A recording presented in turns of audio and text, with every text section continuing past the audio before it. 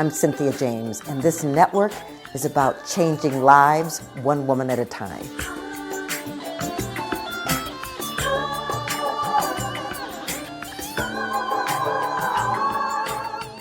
Hello and welcome to Women Awakening. I'm your host, Cynthia James. You know, I get the honor of meeting and introducing you to fabulous women. The thing that I think that makes them fabulous is they're ordinary, just like you and me, but they've done extraordinary things. They've opened on some level to step into their zone of genius. And because of that, they become way showers. They become teachers and healers and inspired points. And so I'm very grateful. I get to do this every week, introduce you to another woman. I also want you to know we're on all the platforms: Spotify, iTunes, iHeart, Spreaker, Amazon, YouTube video. You can also go to cynthiajames.net, join my community there or get the free gifts. My intention is to remind women that this is our time. This is our time to emerge on this planet, and we get to do it together. We get to grow together, expand together. So, thank you for being here. Please share the video. Please subscribe and come back every week and meet a new fabulous woman.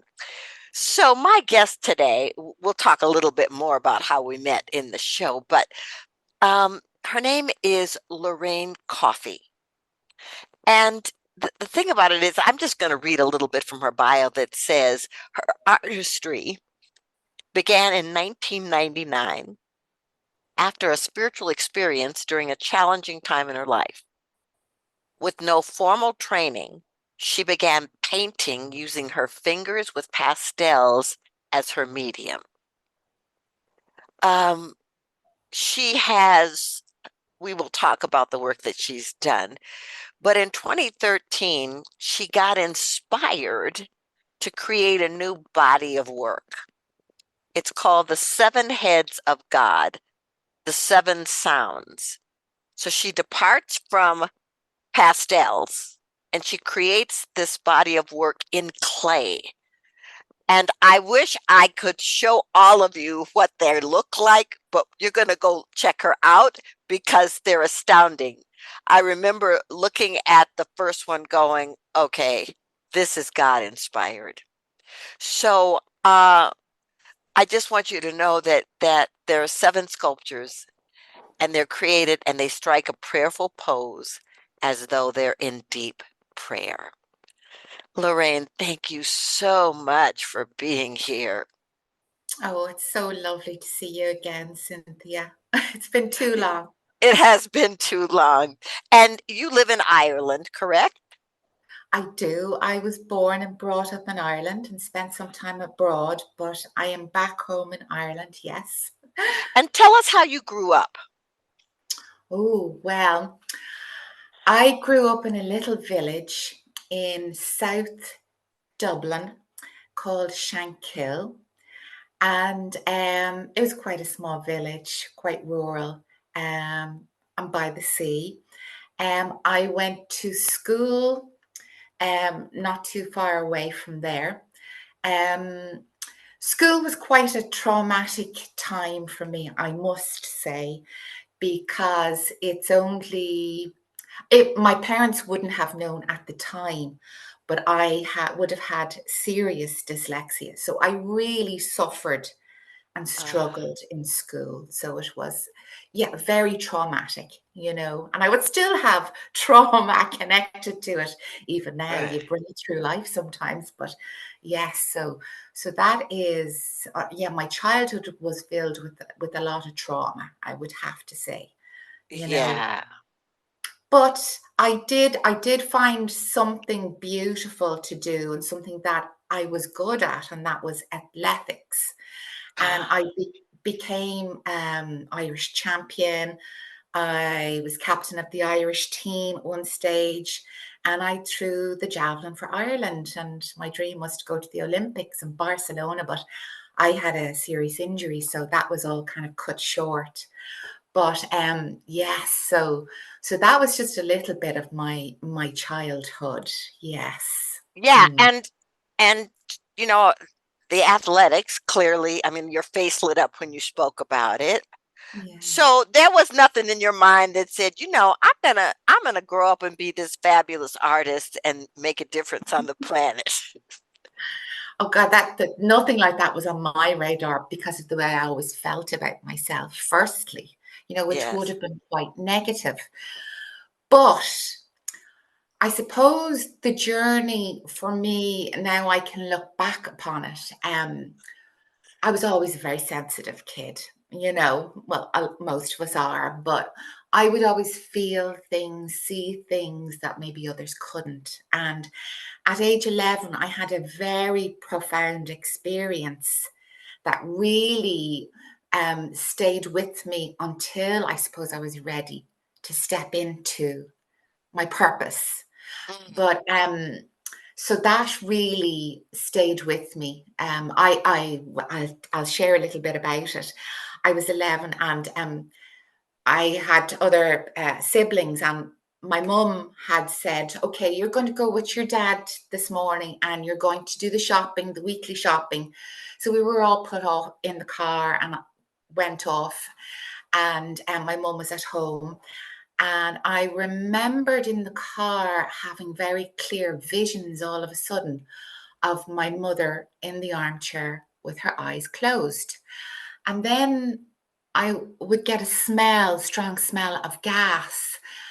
And Mm. I heard somebody speaking to me as clear as I'm speaking to you, in amongst all the crazy fighting that was going on in the car with all my sisters and brothers, but telling me, you must tell your father we're speaking to you and showing you this because he will go home. And so this grew and grew and grew in me. And I asked my father, I said, I'm seeing these things and I think mum is in danger. We need to go home. And he kind of, oh, you're overreacting, you're imagining things. And the voice came back again and said, tell your father, we are speaking to you. And I said, Dad, somebody is speaking to me. I can't see them, but they're telling me this and showing me and making me smell. And there's something wrong with mum. He listened. And when he turned the car, we went straight back home. As soon as he put the key in the door, the gas came out of the house. And we found my mum in the armchair. She was unconscious. Somehow or other, there was either a gas leak or the gas had been left on. But it actually, that contact, that first strong contact I had with spirit saved my mother's life, I believe. Wow, wow.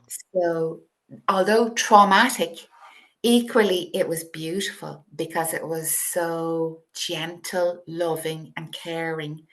And it stayed with me, all Yes. these years.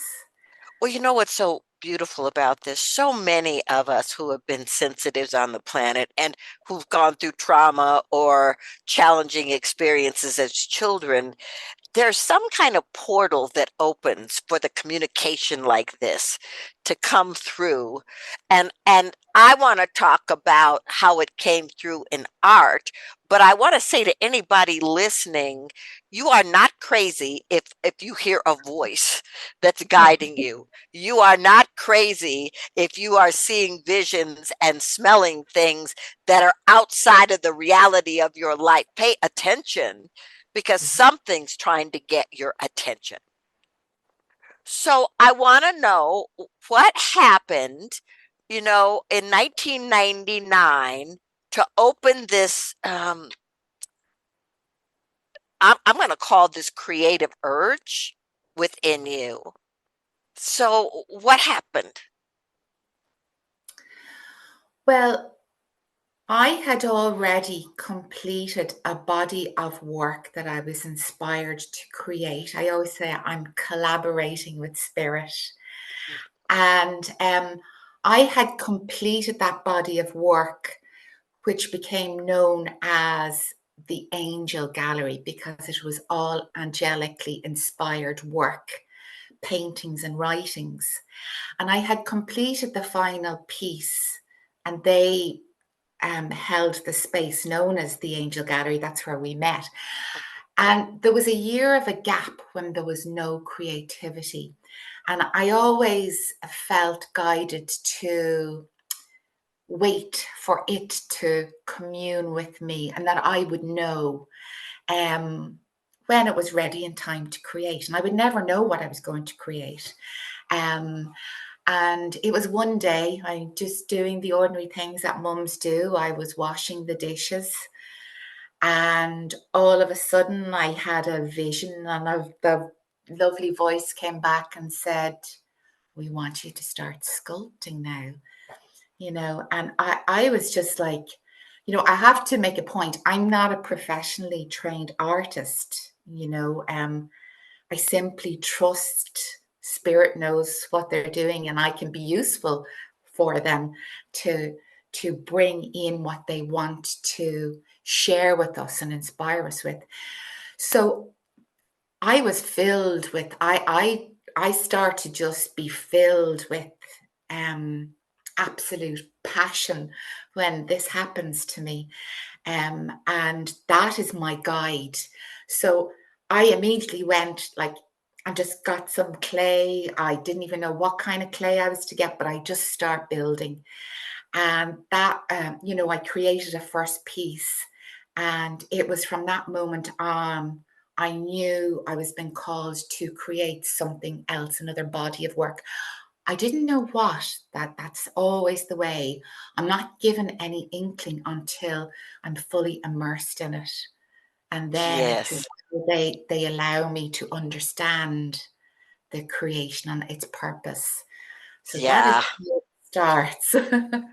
So, you know, if you've been listening to this show for a while, I take people on pilgrimages, and I have for quite some time. And I was doing a pilgrimage with the amazing author Kathleen McGowan, and we go to this place, and we're staying in this beautiful space. And she goes, "Well, we have to go to the gallery."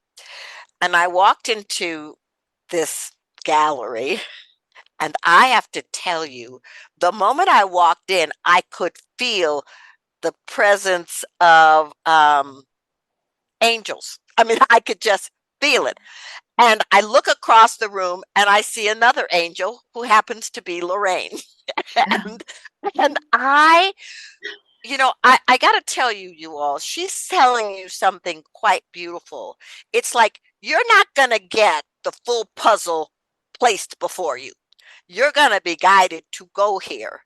Then you got to do a trust walk to allow spirit to move through you. That was every painting in this gallery. And then I saw her first work of the sculptures. Now, I know she's telling you that she's not a trained artist, but you cannot tell it from the angels or from the sculptures, because divinely inspired is the only phrase I can use. So you start working on this, and you're in France. And how long did you complete everything there, or did you move?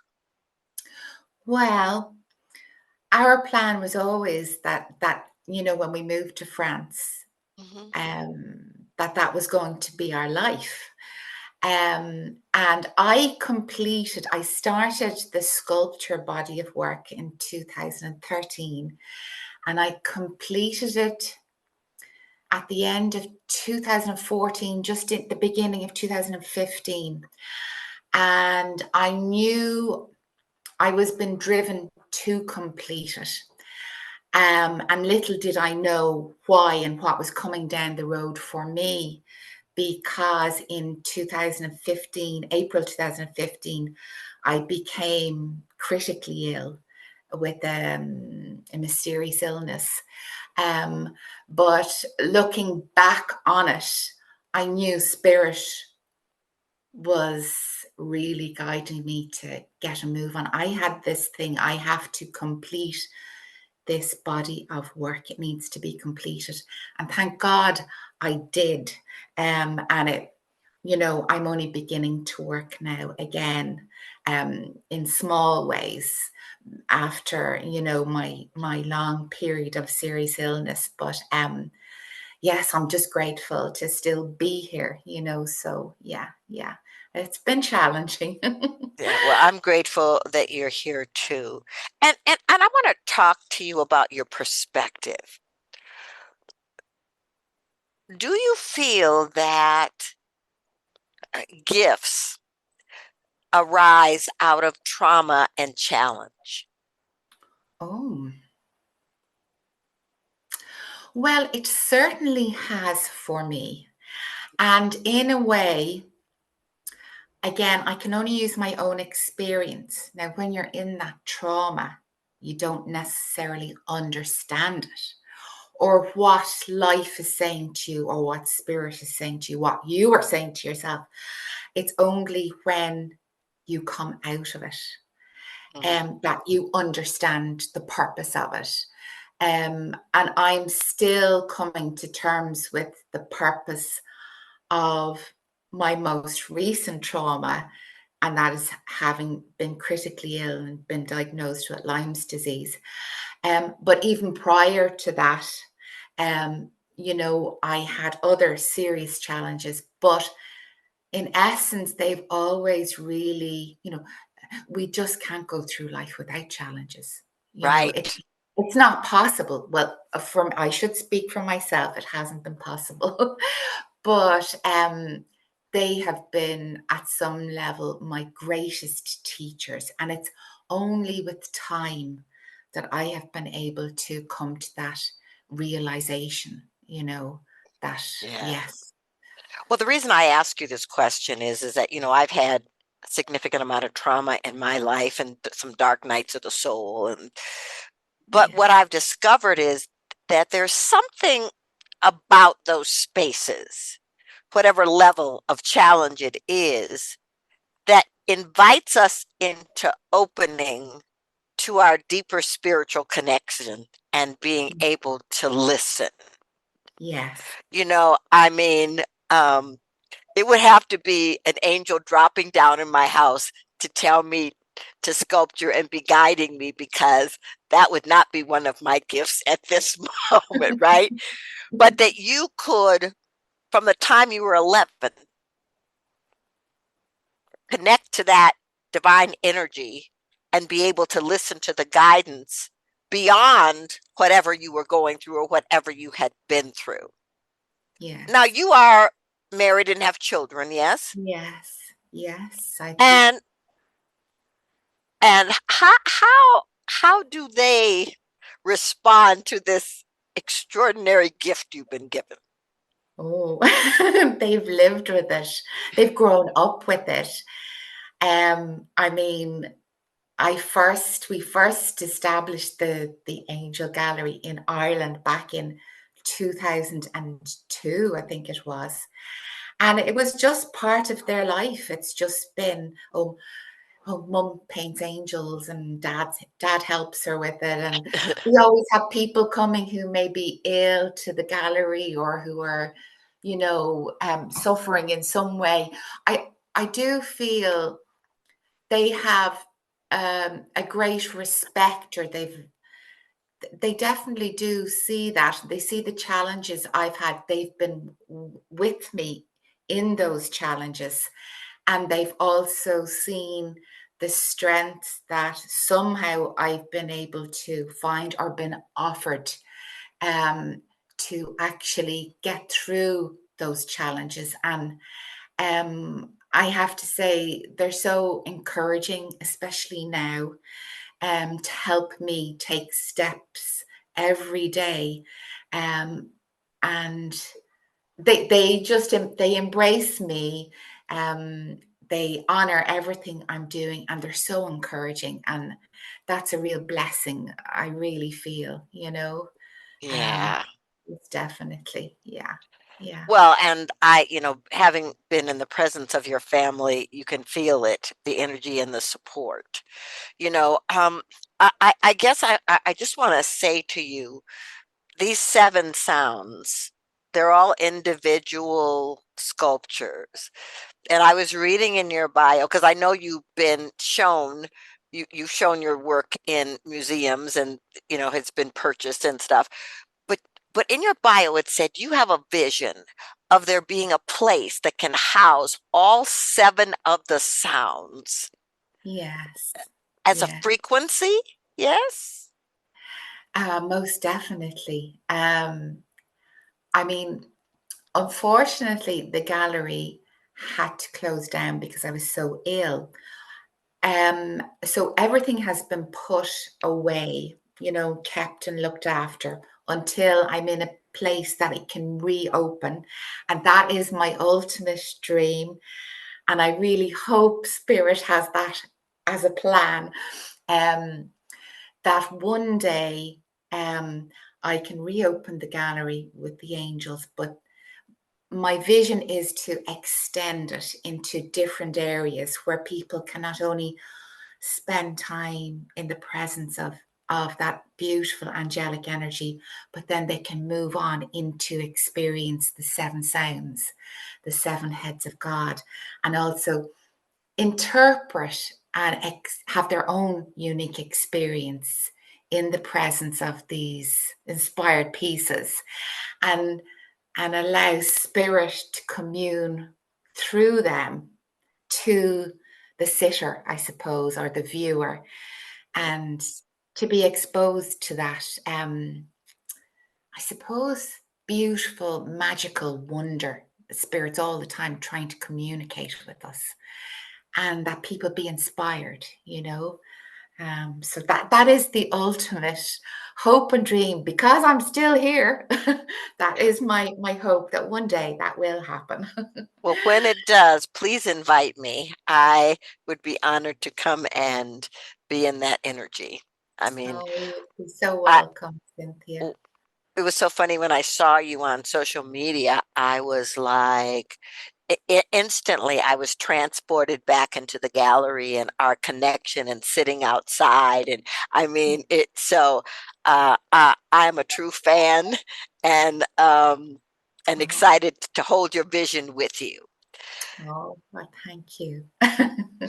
Tell us, how do people find you and your work, especially the work that they can purchase? How do they find that?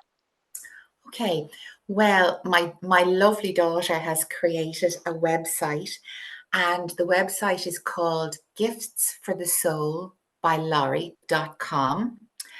And she also tells me that you can also find us on social media under at Gifts for the Soul official. Mm. But you can also find me on Facebook as Lorraine Coffey. So yes. Okay. And so it's Gifts for the Soul by Lorrie, Lorrie. Yeah. And uh, I just want to say, ladies, give yourself the gift of going there and seeing the majesty and the beauty that comes through this art, because you can feel it. You can feel the energy. Well, um, Lorraine, there's nothing in me that doesn't think that your vision's going to come true. I believe it's going to come true, and uh, I believe these gifts were given to you because you were the one that it was supposed to come through. Well, I asked the same last question of every person on my show. This show is called Women Awakening. What do you think is the most important thing about women awakening on the planet in this moment? I really firmly believe I had my powerful awakening at my darkest hour when I was totally broken. And it was through prayer when I had nothing else to give, to do. I had no way out of the situation I was in. It was through simple prayer of asking Spirit, asking God to please help me. And it was in that emptiness that I had my incredible awakening, because our Spirit came to visit me. Mm. And I firmly believe that, especially because there may be somebody right now, somebody listening in, that may be suffering or may be feeling lost in some way and feeling that they can't move forward. I was in that place, and I firmly believe if we give it over to Spirit, Spirit will come, and Spirit will give us the inner strength we need to take the steps to awaken. And I think it's a very, very important thing to share with women, Yes. it really is, that they can regain their power and they can reawaken and they can lead the most wonderful, magical, powerful lives. And so that would be based on my own life experience. Yes, it is firmly within us to awaken. Yes. We're awakening to our own mastery, really, aren't we? And our Yes. own light. And I think, yes, if we can spread the word and encourage and lead by example, share with our children, I think that is one of the most important things to do, especially in this day and age. Yes. With the way humanity is, we need to share that with our children and inspire them to search for their own mastery inside and awaken and lead the way, for humanity. I feel that is, if there's a message, that's what I feel in my own heart. So, Well, that's absolutely beautiful. And Lorraine, thank you so much for being here, for bringing your tender heart and your masterful creativity. I'm so honored to have introduced you to our audience. oh, you're very welcome. It's been so lovely to see you again. Thank you. Really has. All right, ladies. So I close this show the same way each time. I want to remind you that you are a masterpiece in the making. You are unfolding, growing, expanding, leaping, jumping into a greater yet to be in every single moment. So here's your charge. You get to say yes. You get to say yes to life. You get to say yes to that divine energy that's always around you, always communicating. You get to say yes, no matter what it looks like, whether you're an artist, whether you're a singer, whether you're a speaker, whether you are just doing that to build community. It is important. I thank you so much for being here. I am honored to be your host. Many blessings, and I'll see you next time.